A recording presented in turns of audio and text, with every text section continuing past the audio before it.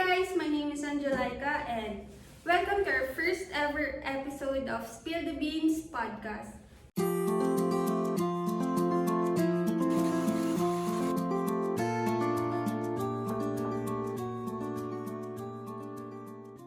So for today's podcast, ang pag-uusapan natin ay coffee talks.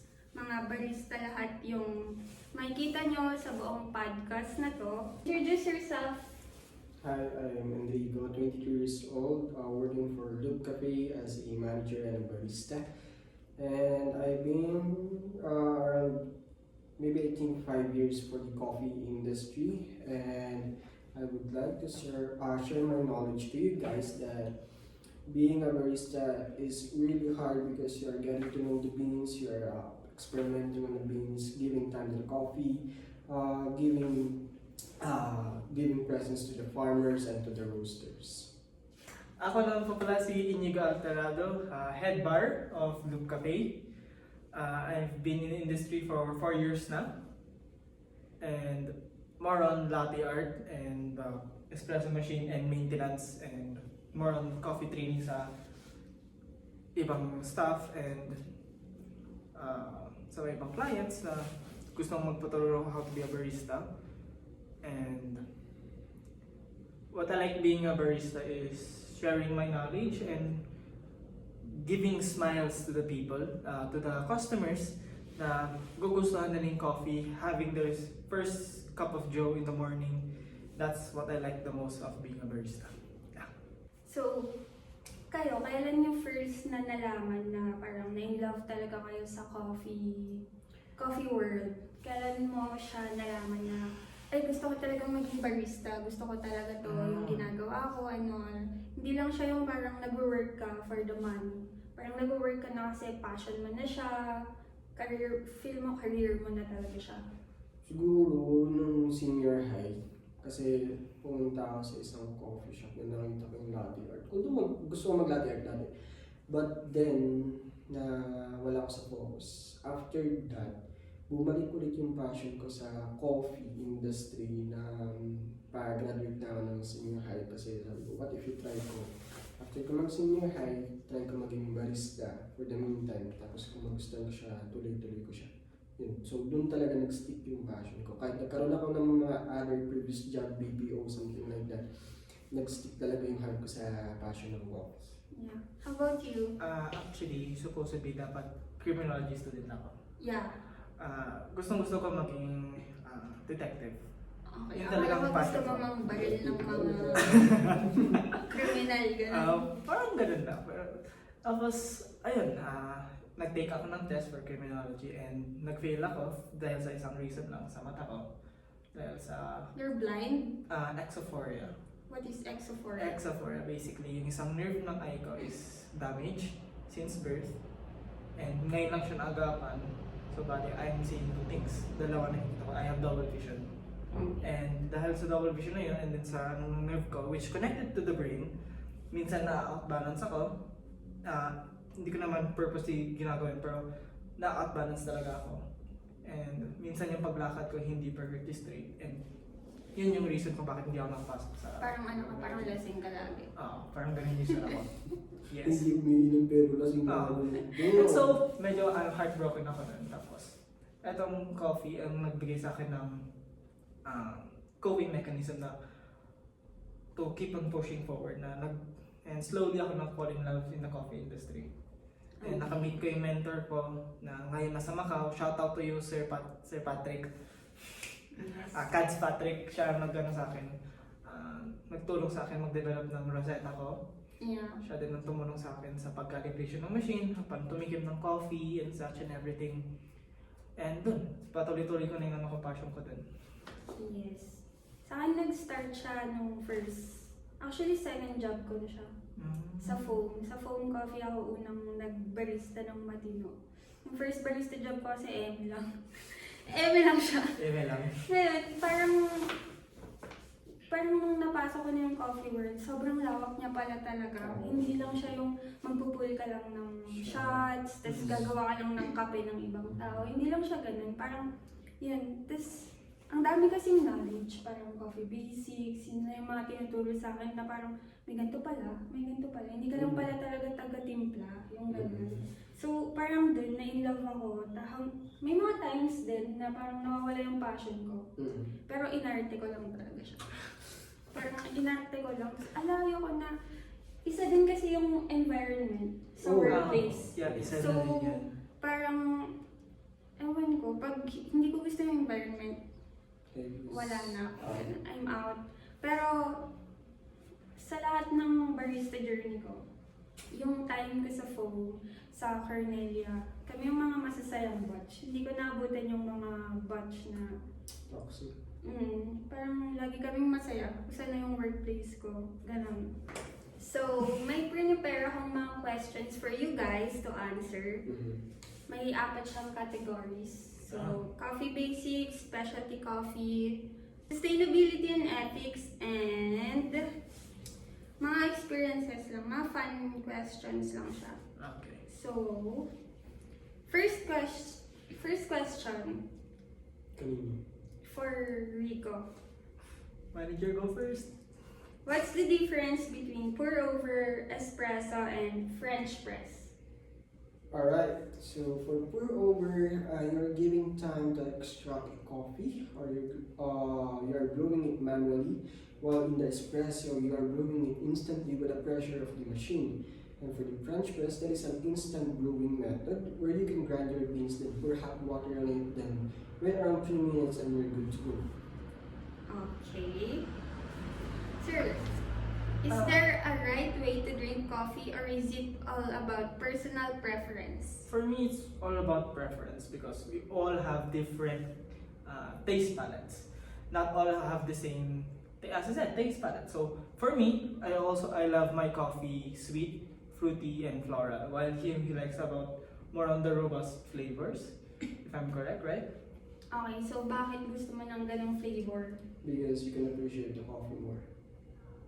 How about you? Bakit ganon? I just prefers very sweet coffees without the sweeteners. I like the fruity notes of the coffee. So, both in espresso, kasi more on latte ka, di ba? Yeah. Sa espresso and sa pour-overs, kasi specialty mo yung mga pour-overs, AeroPress, mga ganyan. How does grind size affect the taste of coffee? We do call na the finer the grounds, the high acidity that it will come, the coarser the grind, the more notes that it will produce. So, nakadepende kasi yan eh.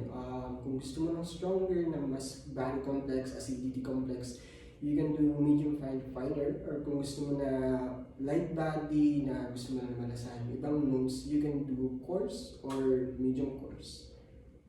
How about sa espresso machine? Yeah. Because lahat naman ng beans have different grind size. Hindi naman lahat ng beans pare-parehas. Sa una pa lang sa roasting profile nila, magkaiba na sila. Kung kailan sila na-roast, magkaiba na din yun. Yeah. So bali, if you grind it na lang, if you grind it, let's say, iba din yung outcome din niya.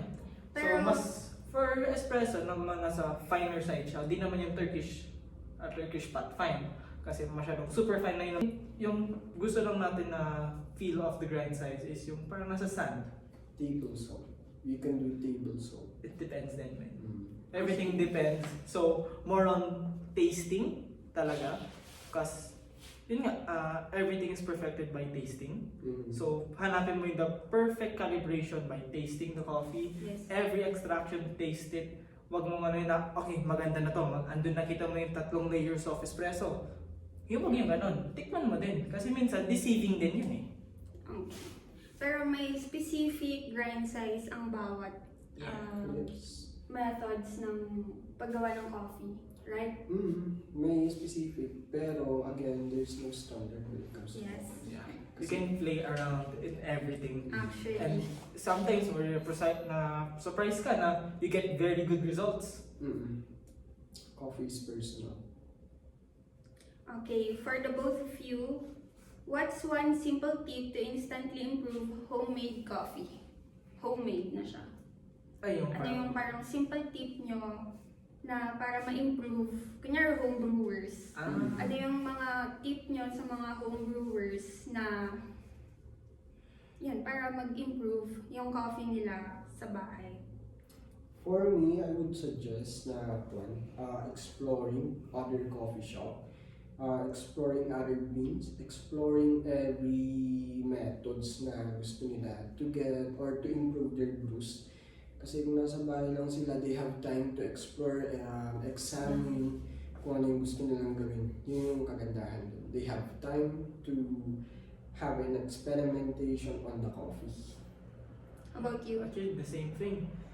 Kasi yun lang din ginagawa ko sa bahay kung free time ko. Ganun gagawin ko. Pag-experiment lang din ako. Titignan ko yung, okay, what if I try this? What will happen? Ganun. What makes coffee specialty instead of regular?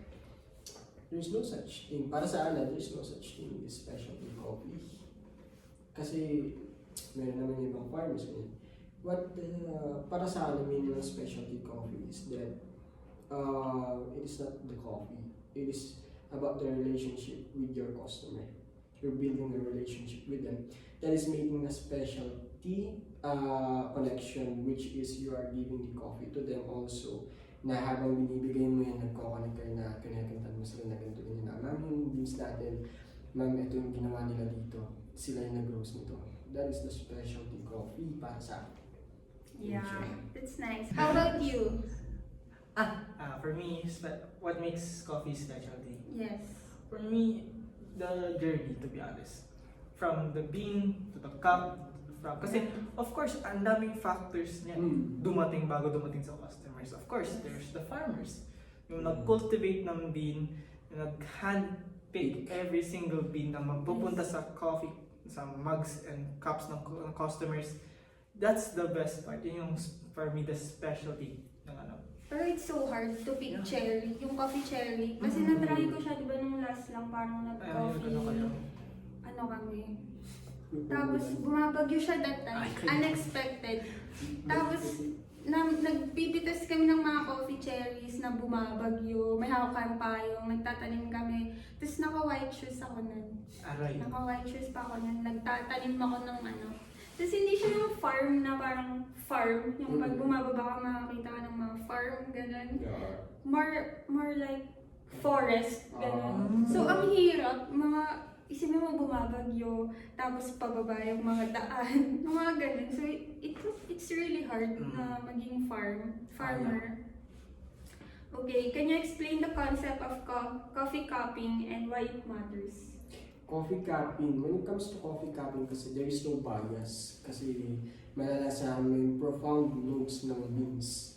So pag kinap mo siya, you are tasting the, sabihin na natin, the floral notes, the citrus notes, or the Other notes of spices. coffee. Yung mga yun wala siyang bias.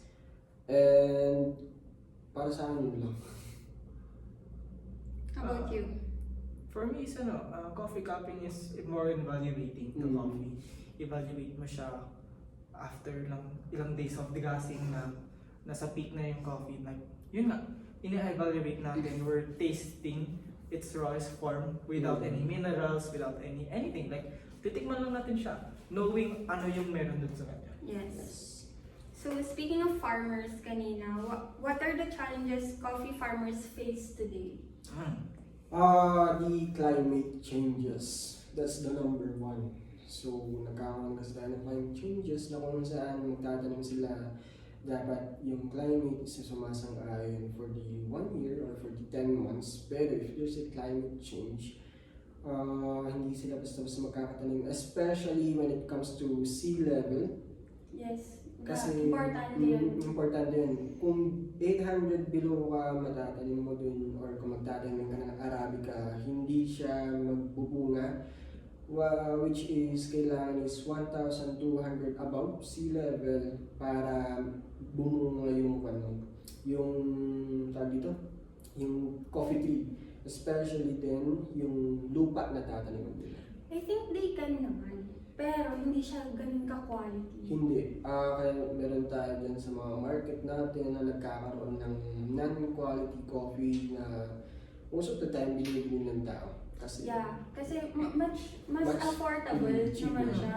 Pero yun nga, hindi siya quality. But we can parang tanim Tanim, ayan. na Weekend. parang lower sa ano na Sa sea level oo. na. But weekend, pero yun nga, parang hindi siya ganun ka-quality. Kaya nga tayo may mga parang graded na mga coffee, ano.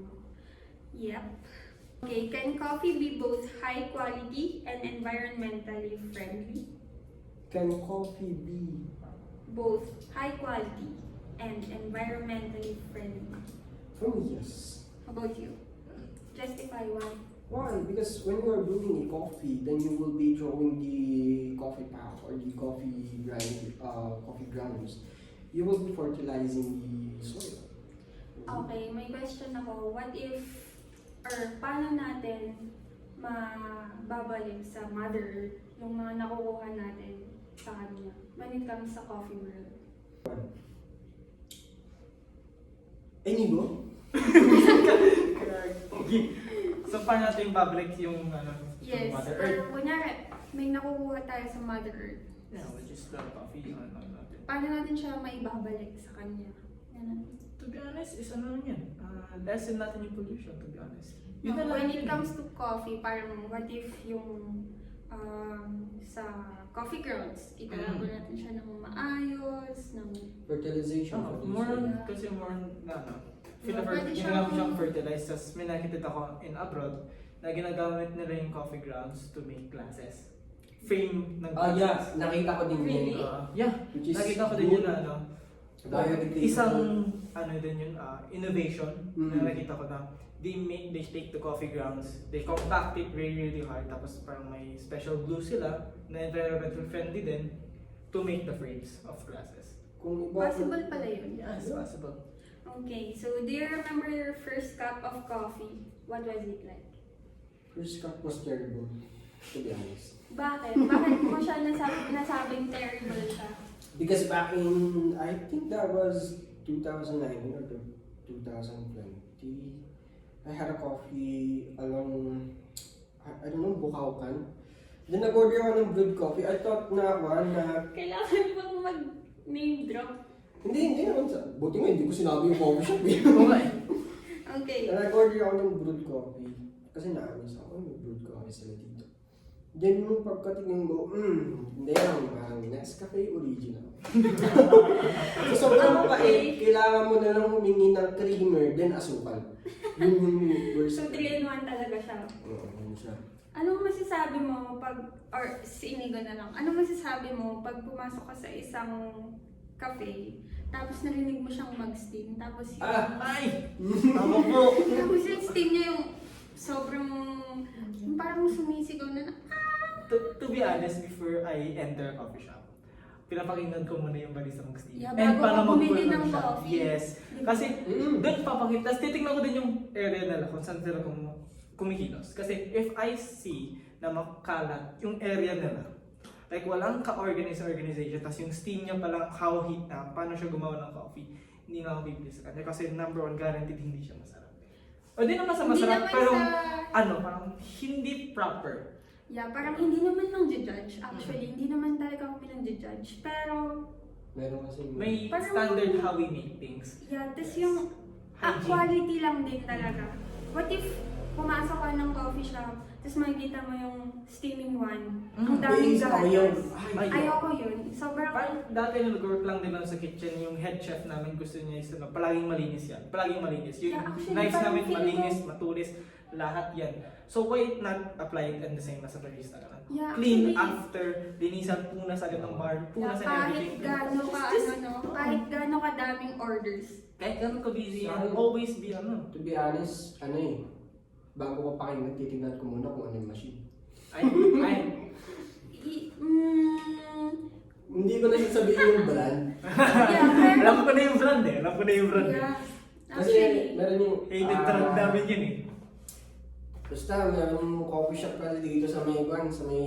sa may Baguio, okay. sa may Baguio basta yun. Somewhere there. Ito, nag-steam gamit yung pang milk, yung milk Shaker. shaker. Doon nag-steam, tapos nakababad lang. Ang tagal niyang ini-steam na, shit, kailan kaya mag-i-irate to? Yung ganun. Alam ko Sunog na yung, So, Hindi pa, sunog talagang, kasi single boiler lang yung machine na yun.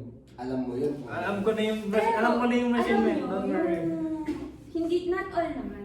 Not Not all. all ng single, Boiler.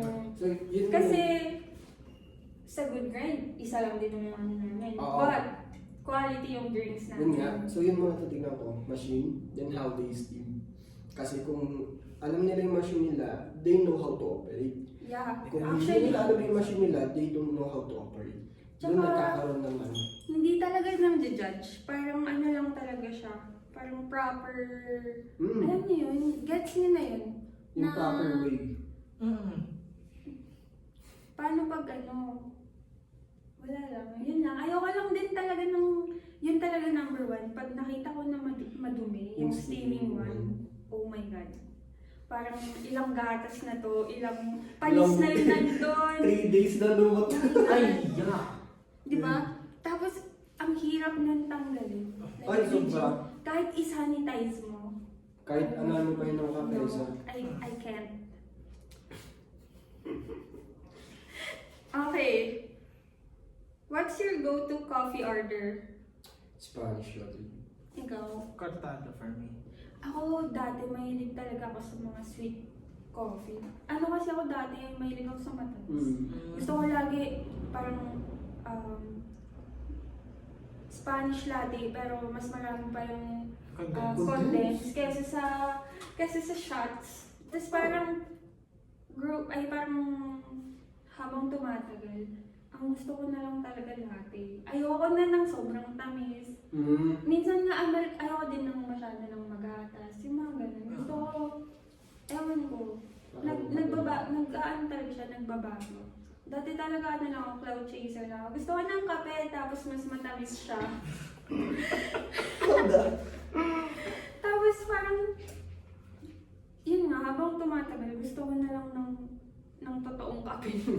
I mean, yun. Tapos parang dati kasi, acidic din talaga kasi ako. Parang, kaya parang, sige, pag kunyari, may cupping dati, parang, makikihigop-higop lang ako, pero, anong nalalasahan nyo lang na hindi ko nalalasahan? Yung mga ganun, hindi pa talaga ako totoong barista nun, nagpapanggap lang talaga ako nun. Pero ngayon naman, parang yung knowledge and experiences ko din talaga sa coffee. Hindi ko pa masasabing ganun ako galing, pero andun na yung knowledge, andun na yung experiences, yung mga ganun. Thank you sa mga mentors ko dyan, sa mga natutunan ko sa buhay. Shout out. Kuya Mike. Yeah. Kuya Mike, Kuya Sir Jay. Jello, mga TL ko sa mga naging works. Kuya Jay. Sir J. Yeah, Sir J. Okay, last question. What's one coffee trend you love and one you think it's overrated? Ano na yung gusto mong kape ningon? Alam mo yun eh. Cafe Bomban. Yun yung trend na parang, Mm. ano yung overrated na coffee? Overrated for me is mocha, Ikaw? cappuccino. Coffee trend na gusto. Yung ang pangalan na? Cafe Cubano. Yun. Yung bago ka magpul ng shot, talagyan mo ng Sugar, yeah. May ganun kami. May ka kaya? Yes. Hmm? Yeah, good grind. We have that. Alam yun pero punta na ako. Overrated na coffee for you. For me, very overrated. Si latte, to be honest. Overrated. Ako, ang trend na gusto ko, yung wala actually. Wala. Parang lahat kasi parang normal na lang na kape. Unless makakatikim ka ng bagong kape, na bagong gawa, na bagong beans. Yung mga ganun siguro. I see. Parang AeroPress before, hindi ko naman siya natitikpan. Tapos parang, okay pala siya. Mga ganun. Tapos overrated sa akin is macchiato. Caramel macchiato. Din mo. Din. Palagi everyday nilo-order. Like, every Oo, parang, yun na palaging to go ng people eh. naalala ko dati, kawork ko nga si Klein, di ba? First job as a barista. Ay, shout out, Tapos, Klein. ang lagi Shout out namin to Klein. claim drink naman dun is caramel macchiato. Tapos parang, hanggang sa lagi na lang, parang ano pong bestseller niyo? caramel macchiato. Tapos, ano na bang Pero bago? most people din nila alam talaga anong caramel macchiato. Yeah, true. Tsaka hindi Ang- nila alam ang difference ng Ng- caramel macchiato sa macchiato. Oo. Okay, what is macchiato? Macchiato is espresso and foam. Yeah, foam lang. Espresso na may foam lang. Meron siya. akong nakawang isang customer dati, nung sa order ko sa Sweet Stop, nag-order siya sa akin ng macchiato, which is wala sa menu namin. Nasabi niya macchiato, sabi ko, ma'am, wala po kaming ganun, pero pwede po kitang gawan. Sabi ko sa kanya ganun. Ay, hindi po ba ano yun? 4 shot of espresso and milk. What? Sabi ko, ma'am, hindi po ganun yun. Sabi ko sa kanya, nagulat ako sa customer ko yun, like, ang weird lang. Ano yung natutunan mo as a barista? Buong coffee journey mo, buong barista life mo, anong natutunan mo? Siguro ko loving your origin or giving time to your coffee, then appreciation for the coffee, appreciation for the customers, appreciation for yourself. Ikaw, ano yung lesson learned mo na about sa coffee journey mo, sa buong barista life mo, ano? To be honest, more on socializing. Kasi very shy person ako na dito sa coffee industry. Doon ko nakuha yung confidence ko. Na, ayun nga, palagi na ako sumasali sa competition. Na, doon ko nakuha yung confidence ko. Unlike nung dati nasa high school ako. Very different ako nung high school ako. Andun lang ako sa Boy Scout. Nagmamando-mando lang ako ng mga scouts ko nun. Ngayon, iba na yung confidence ko. Nung dating nasa high school ako, senior high, and ngayon nasa barista na. Ito na kaya ko. I can na. Ganun. So, more on confidence ang natutunan ko dito sa sa coffee industry and socializing, building connection from different baristas, from the farmers to sa mga nagsusupply. So, yun, more on the socializing. Yung pagka-socialize mo na is sumasali ka na ng mga competitions and all. Yeah, that's nice. Tapos exploring out of my comfort zone. Parang ngayon, I'm trying brewing. Yes. Pa-practice ng brewing. Actually ako, wala akong forte pa. Parang hindi ko pa alam ano talaga yung, ano ko, kung gusto ko ba sa, kung magaling ba ako sa latte art or magaling ba ako sa brewing. Pero Baka ano ako roasting. bida-bida ako, so gusto ko magaling ako sa pareho. Ganun. True. Maganda yun. Maganda yun. Oo. Na you're good at both, na kaya mong i-perceive. Yes, yung parang, so may competition dito, dalawa. Okay, sali tayo, dalawa. Yung mga ganun. Pero ngayon kasi cloud chaser pa lang ako. So. Anyway, yun lang naman ang mga... Questions. Sa akin ang natutunan ko sa barista is maging curious ka lang lagi sa coffee. Kasi you'll learn a lot. Marami kang matututunan. Parang walang katapusan yung knowledge. Hindi lang sa coffee, sa buong buhay mo din. So that's it for today's episode. Come and visit Luke Cafe. See you again on my next episode with another guest.